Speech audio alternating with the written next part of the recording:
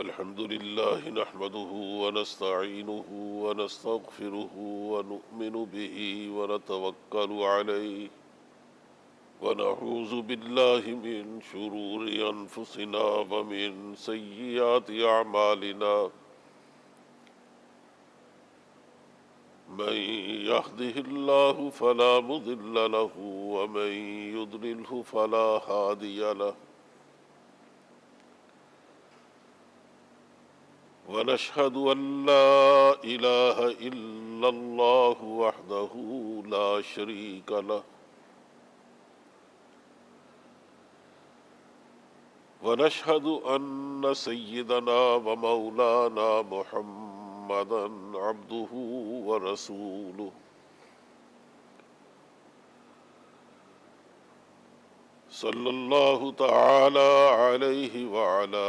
آلہ واصحابہ وسلم تسلیما کثیرا کثیرا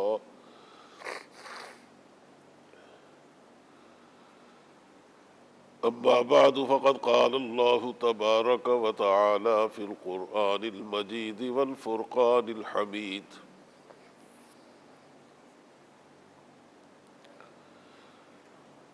اعوذ باللہ من الشیطان الرجیم بسم اللہ الرحمن الرحیم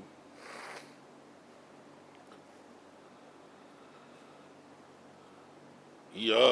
ایہا الذین آمنوا اتقوا اللہ ولتنظر نفس ما قدمت لغد واتقوا اللہ ان اللہ خبیر بما تعملون ولا تكونوا كالذين نسوا الله فأنساهم أنفسهم أولئك هم الفاسقون صدق الله مولانا العظيم وصدق رسوله النبي الكريم ونحن على ذلك من الشاهدين والشاكرين والحمد لله رب العالمين۔ بزرگوں، بھائیوں اور عزیزوں، ساری دنیا کا طریقہ یہ ہے، خاص طور کاروباری لوگ، کہ جب ان کا سال گزر جاتا ہے، سال ختم ہو جاتا ہے یا سال ختم ہونے کے قریب ہوتا ہے، تو وہ اپنے کاروبار کا اس لحاظ سے حساب کرتے ہیں کہ اس میں ہم نے کیا کمایا ہے اور کیا گنوایا ہے۔ اور یہ ایسا تو نہیں ہے کہ صرف ہم دکانداری کرتے رہے ہیں لیکن ہم نے نہ کچھ کمایا نہ کچھ گنوایا۔ کاروبار کی دونوں صورتیں ممکن ہوتی، لیکن جو آدمی حساب نہیں کرتا یا جو کاروباری آدمی حساب نہیں کرتا، اسے کبھی اندازہ نہیں ہوتا کہ وہ کچھ کھو رہا ہے یا کچھ کما رہا ہے۔ اسی نبی کریم صلی اللہ علیہ وسلم نے ہر آدمی کو ایک تاجر قرار دیا۔ فرمایا کل نفس یا کل امر یغدو فبائع نفسہ فموتقها او موبقها، کہ جو آدمی بھی صبح کرتا ہے، جس کا دن چڑھتا ہے، جو آغاز کرتا ہے دن کا، تو وہ یوں سمجھیے کہ وہ اپنے کاروبار کا آغاز کرتا ہے۔ اب اس کاروبار کے نتیجے میں یا تو اپنے آپ کو آزاد کر لے گا اور یا اپنے آپ کو برباد کر دے گا۔ کہ جس طرح کاروباری زندگی میں ظاہر ہے کہ مختلف چیزیں بیچنے کے لیے پیش کی جاتی ہیں یا خریدنے کے لیے آدمی بازار جاتا ہے، اسی کو کاروبار کہتے ہیں۔ اس لیے جو آدمی اپنی زندگی کا آغاز کرتا ہے بلوغت کے بعد، وہ یوں سمجھیے کہ اپنے نفس کو پیش کرتا ہے بیچنے کے لیے، یا اپنے نفس کو پیش کرتا ہے کاروبار کے لیے، کاروباری زندگی کے لیے۔ اب اگر اس کا یہ نفس یعنی اس کی پوری شخصیت وہ انہی کاموں میں صرف ہوتی ہے جن کاموں میں اللہ نے اسے صرف کرنے کی اجازت دی ہے، تو یوں سمجھیے اس کا کاروبار فائدے کا کاروبار۔ اور اگر خدا نہ کرے کہ اس کی زندگی کے نفوس، اس کی زندگی کے انفاس، اس کی زندگی کی صلاحیتیں، اس کی زندگی کے امکانات، اس کے پاس اگر مال و دولت ہے تو اس کا مال و دولت، اس کا اثر رسوخ ہے تو وہ، اس کی کچھ ذمہ داریاں ہیں تو وہ، ان میں سے کوئی چیز بھی اگر ایسی جگہ استعمال ہوتی ہے جس کو اللہ نے صحیح استعمال قرار نہیں دیا، جس کو شریعت استعمال کرنے کی اجازت نہیں دیتی، تو اس کا مطلب یہ اپنے آپ کو برباد کر رہا۔ حضور نے یہاں لفظ موتے کو ہاں کا استعمال کیا ہے کہ جو آدمی اپنا صحیح استعمال کرتا وہ اپنے آپ کو آزاد کر لیتا۔ موتے کھائے پر آزاد کر لینے کا مطلب یہ کہ جہنم کی آگ اس کے درپے ہونے والی، وہ اس کے انتظار میں ہے، آخرت کا انجام اس کے سامنے ہے، حساب کتاب کا منظر اس کے سامنے پیش آنے والا۔ ان تمام چیزوں سے جس میں اس کو ہر لمحے پکڑے جانے کی امید ہونی چاہیے، اگر وہ واقعتاً اپنے آپ کو ٹھیک جگہ استعمال کرتا ہے تو وہ ان چیزوں سے اپنے آپ کو آزاد کر لیتا ہے، وہ جہنم سے آزاد ہو جاتا ہے، اللہ کے دار و گیر سے آزاد ہو جاتا ہے، برے انجام سے دوچار ہو جاتا ہے، آزاد ہو جاتا ہے۔ دنیا میں اس کو مسائل پیش آ سکتے ہیں اس کی بدعمالیوں کے نتیجے میں، اس سے اپنے آپ کو آزاد کر لیتا ہے، آخرت میں اپنے آپ کو آزاد کر لیتا ہے۔ تو ایسے یوں سمجھیے کہ پہلے دن سے ہی ہم ایک کاروبار کرتے ہیں، اور جب سال گزرتا ہے تو کاروباری زندگی کی طرح ہمیں اس کا حساب کرنا چاہیے، اور جو حساب نہیں کرتا اگر فرد ہے تو اس کا کاروبار خراب ہو جاتا ہے، اگر وہ قوم ہے تو قومی تشخص کا برباد ہو جاتا ہے۔ اور جو قومیں اپنے آپ کو ہمیشہ حساب کتابیں رکھتی ہے، اپنی انفرادی اور اجتماعی زندگی کا حساب کرتی رہتی ہے، وہ قومیں کبھی نہیں مرتی۔ یعنی ان کو اندازہ رہتا ہے کہ ہم نے اپنی قومی زندگی میں کیا کھویا ہے، کیا پایا ہے۔ جو ہمیشہ اپنے عمل کا حساب کرتی رہتی ہے، اور اس کے حساب کے زاویے صرف بجٹ کے حوالے سے نہیں ہوتے، بلکہ اصل میں ان کی انفرادی اور اجتماعی زندگی دونوں طرح کی زندگیوں میں وہ ہمیشہ حساب کرتے ہیں اپنا کہ ہم نے واقعتاً کچھ انسانی حوالے سے، اسلامی حوالے سے کچھ کھویا تو نہیں ہے، کچھ پایا ہے کہ نہیں۔ یہ ایک پیمانہ ہے جس سے ہم اندازہ کرتے ہیں کہ ہماری زندگی کس رخ پہ جا رہی ہے۔ فرمایا کہ تمہاری انفرادی زندگی کے حوالے سے ایک ایک آدمی سے قیامت کے دن جب تم اللہ کے روبرو جاؤ گے تو ایسا نہیں ہے کہ قومیں اللہ کے سامنے کھڑی ہوگی اور قوموں سے حساب مانگا جائے گا پوری قوم کے حوالے سے، بلکہ ایک ایک آدمی اللہ کو جواب دے گا۔ بعض لوگ اس لحاظ سے اندیشہ دور دراز کا شکار ہوتے ہیں، ان کو خلاف عقل یہ بات معلوم ہوتی کہ دیکھو عجیب بات ہے کہ اربوں خربوں مخلوق پیدا ہو چکی ہوگی قیامت کے دن تک، اور ان کے بارے میں یہ بھی معلوم نہیں کہ کہاں کو مرا کھپا، کہاں وہ مٹی ہو گیا، کہاں اس کا جسم کا نشان تک باقی نہیں رہا۔ اولا تو یہ بات ہی بعید عقل ہے کہ اس کو قدرت کیسے پیدا کر لے گی ساری دنیا سے اکٹھا کر کے، ایک میدان حشر میں کیسے ان کو اکٹھا کر لیا جائے۔ پھر یہ ہے کہ ایک آدمی روزانہ اگر اس کے خیال کی لغزش کو بھی ایک عمل سمجھا جائے تو یوں سمجھ لیجیے کہ وہ روزانہ سینکڑوں نہیں، ہزاروں نہیں، بلکہ شاید لاکھوں عمل کرتا ہے۔ ان لاکھوں اعمال کا حساب کون دے گا اور کیسے لیا جا سکتا ہے؟ یہی وجہ ہے کہ قرآن کریم جہاں بھی ذکر کرتا ہے حساب کتاب کا،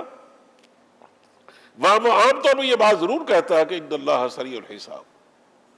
اللہ بڑی تیزی سے حساب دینے والا۔ اللہ کی قدرت تو ایسی بے پناہ ہے اور اتنی زوردار ہے،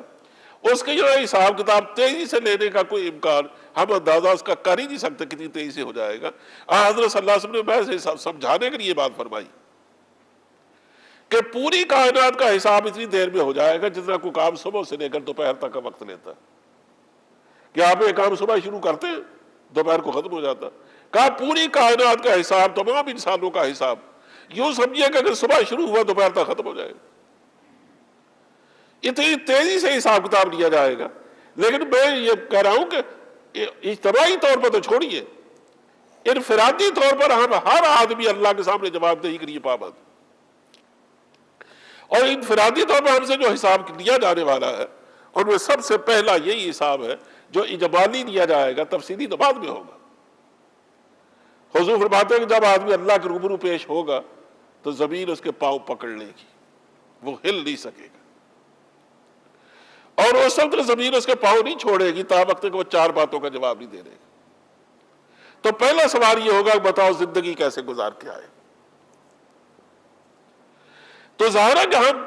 ساری زندگی کا حساب کرنے سے تو بہت حد تک مشکل محسوس کرتے ہیں، لیکن ایک سال میں ہم نے کیا کچھ کیا، میں ابھی صرف انفرادی طور پہ بات کر رہا ہوں کہ ایک سال میں بیٹھ کر یہ سوچوں کہ میں نے سال بھر میں کیا کمایا ہے، کیا گنوایا ہے، میں نے جو بھی کام کیے اپنے تئیں، جو فیصلے کیے، کیا وہ صحیح کیے یا غلط کیے، میں نے اپنے رشتہ داروں سے جو معاملات کیے کیا وہ صحیح کیے، میں نے جن رشتوں میں جو فیصلہ کیا کیا فیصلہ میں نے صحیح کیا، میں نے بہت سارے حکومت کے حوالے سے، عوام کے حوالے سے بہت سارے فیصلے کیے ہوں گے جو میں اپنی ذات میں کر سکتا تھا، تو کیا میں نے وہ صحیح کیے؟ ان چیزوں کا جائزہ آج ہم لے لیں تو کوئی فائدہ ہوگا، اور جب زندگی گزر گئی پھر تو کوئی فائدہ نہیں ہوگا۔ اسی سب سے پہلے زندگی کے بارے میں پوچھا جائے گا کہ تم نے زندگی آخر کن پیمانوں میں رہ کر گزاری، تمہاری زندگی میں حاکمانہ قوت کن چیزوں کو حاصل تھی، تم آخر کن چیزوں کے پیچھے چلتے تھے، خواہشات نفس کے پیچھے یا اللہ اور رسول کے پیچھے یا دین کے پیچھے، شریعت کے پیچھے؟ میں کبھی اس بات کا قائل نہیں ہوا کہ مجھ پر کوئی پابندی بھی لگنی چاہیے، حالانکہ اب اندازہ کریں پڑھے لکھے لوگوں کی بات کر رہا ہوں، اور پڑھوں کی بات نہیں، ان کا سمجھنے کی یہ باتیں نہیں ہیں کہ دنیا میں کوئی کام ایسا ہے جو بغیر پابندی قبول کیے بھی ہو سکتا ہے۔ آپ کوئی سا کام تصور کر لیجیے، آپ کاروبار کرنا چاہتے ہیں اس کی بھی کوئی پابندی ہے، آپ دفتر جانا چاہتے ہیں، کوئی نوکری کرنا چاہتے ہیں اس کی بھی پابندی ہے، آپ کاروبار اپنا کریں کسی کاروبار میں شیئر کرنے اس کی پابندی ہے، یعنی حتیٰ کہ آپ اگر حکمران بھی ہے نا اس کی پابندی ہے۔ تو کہنا یہ ہے، یہ ہماری انفرادی زندگی ہے جس کا سب سے پہلا سوال کیا ہے کہ زندگی کیسے گزار کیا ہے، یہ اللہ کے یہاں سوال جواب دینا۔ اس کے بعد حضور فرماتا ہے کہ دوسرا سوال یہ ہوگا کہ تمہاری زندگی کا خاص طور پر سب سے بہتر اور زوردار حصہ جوانی تھا۔ جوانی میں آدمی کے رگوں میں خون نہیں دوڑتا، پارا دوڑتا، آدمی آگ دوڑتی ہوئی محسوس کرتا ہے زندگی میں، وہ محسوس کرتا ہے کچھ کر گزروں، چاہے دوسرے کا گھر اجاڑ ڈالوں۔ اس میں اپنے آپ کو پابند کرنا شریعت کا سب سے مشکل کام۔ جب بڑھاپے میں آ کر ہلنے جلنے کے قابل ہی نہیں رہے تو پھر تو آدمی پرہیزگار ہو ہی جاتا ہے۔ وقت پیری گرگ ظالم بھی شبت پرہیزگار، بوڑھا بیڑیا بھی پرہیزگار ہو کر تو شکار کھیلنا چھوڑ دیتا۔ تو بات ایسے پھیلتی جا رہی ہے، کہہ میں یہ رہا ہوں کہ دوسرا سوال ہوگا وہ جوانی کے بارے میں ہوگا، اور تیسرا سوال ہوگا کہ تم نے اپنی زندگی میں داخل ہو کر مال و دولت کمایا، یہ کن طریقوں سے کمایا، حلال طریقوں سے یا حرام طریقوں سے؟ اس میں تم نے راتوں رات امیر بننے کے لیے کیا تمام سودی ذرائع استعمال کیے، تمام جوؤں کے طریقے اختیار کیے، تمام سکیموں میں تم نے شیئر دیے، یعنی جہاں بھی تمہیں خیال آیا کہ جہاں سے مجھے 4 پیسے مل سکتے ہیں تو تم نے کبھی وہاں سے پاؤں پیچھے نہیں روکا، اور تمہیں کبھی سوچنے کی زحمت ہی نہیں کی کہ اس کے بارے میں خدا اور رسول کیا کہتے ہیں، ہماری شریعت کیا کہتی ہے۔ اور اگر کبھی خیال آیا کہ چلو جانو اس بارے میں کیا کہتا ہے اسلام، تو پھر اسلام کے بارے میں ہم نے ان سے پوچھا جن کا اپنا اس دور کا اسلام ہے، جو نیا ایڈیشن تیار کر چکے۔ ہم نے کبھی نہیں سوچا کہ انہی سے پوچھا جائے جنہیں زندگی بھر آنکھیں پھونکی ہے اس راستے میں، جنہوں نے شب و روز معمول بنایا اسلام کو، اور جن بیچاروں نے کبھی اسلام نہ کسی سیکھا نہ سمجھا نہ اس پر عمل کر کے دکھایا، ان کا کیا تعلق اسلام سے؟ اسے پوچھا جائے گا کہ تم نے جو کمائی کی زندگی گزارنے کے لیے، ظاہر ہے تو مختلف چیزیں کماتے رہے، اس کے ذرائع کیا جائز تھے یا ناجائز تھے؟ اب جائز ناجائز کی تقسیم کو آج تو ہونے والی نہیں ہے۔ ہماری فقہ کی کتابیں، فقہ قانون کو کہتے ہیں، یعنی اسلامی قانون کتابیں بھری پڑی ہیں ان تفصیلات سے۔ اب کیا ہم ان لوگوں سے اگر پوچھیں تو کس لحاظ سے پوچھیں؟ اور چوتھا سوال یہ ہوگا کہ اگر تم نے دولت کمائی، بلکہ تیسرے سوال کا حصہ ہی ہے، بتاؤ اس کو خرچ کیسے کیا؟ صرف دولت کمانا ہی بڑی بات نہیں ہے، اصل چیز تو اس کا خرچ کرنا۔ یعنی پہلے تو یہ بات کہ دولت کمائی تو کس راستے سے، حرام ذرائع سے تو نہیں کمائی، پھر دولت کمائی تو کہیں اس غلط فہمی میں مبتلا تو نہیں ہو گئے کہ میں اس کا مالک ہوں۔ مالک تو اللہ ہی رہتا ہے، چاہے آپ نے کتنی محنت کی، کیسے کمایا تھا اور کیسے اڑایا تھا۔ اس لیے صحابہ کرام جس طرح خرچ کرتے، جس طرح مال کماتے ہوئے پریشان ہوتے تھے کہ اس میں کوئی حرام کمائی کا پیسہ شامل نہ ہو جائے، اس طرح اس کو خرچ کرتے ہوئے پریشان ہوتے تھے کہ میں کسی ایسی جگہ خرچ نہ کروں جس میں خرچ کرنے کے اللہ نے اجازت دے رکھی۔ اللہ نے موقع دیا تو میں اس کا بھی جائزہ لوں گا کہ ہم نے اجتماعی زندگی کیسے گزاری۔ وآخر دعوانا الحمدللہ۔